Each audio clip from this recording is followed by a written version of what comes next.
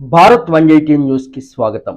Doctor BR Ambedkar Konaseema జిల్లా మండపేట సూర్య convention హాల్లో వైఎస్ఆర్సీపీ నాయకులు నిర్వహించిన బీసీ సదస్సు విజయవంతంగా జరిగింది.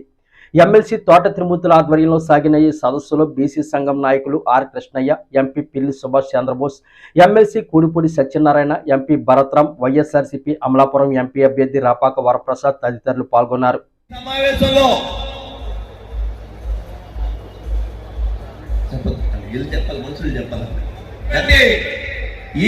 ఈ కార్యక్రమాన్ని 52% అంటే సగానికంటే ఎక్కువ ఉన్నారు.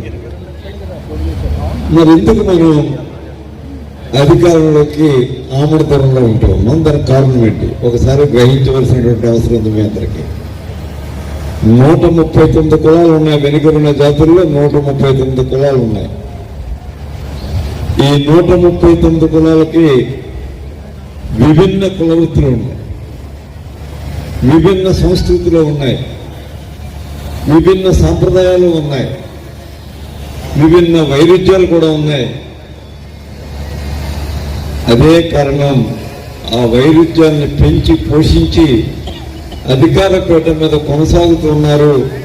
దయచేసి దాన్ని గమనించండి అని సందర్భంగా మీ అందరికీ కూడా మనం చేస్తూ ఉన్నాం. మరి మీరందరూ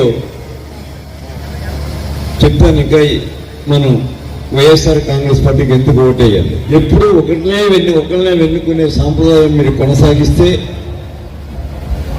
అది మీ అభివృద్ధికి విఘాతంగా ఉంటుంది. దయచేసి గమనించండి అని మిమ్మల్ని అందరినీ కూడా నేను కోరుతూ ఉన్నాను. అన్నిటికీ సిద్ధంగా ఉన్నానండి. అది చాలా ధైర్యం కావాల మాట చెప్పడానికి.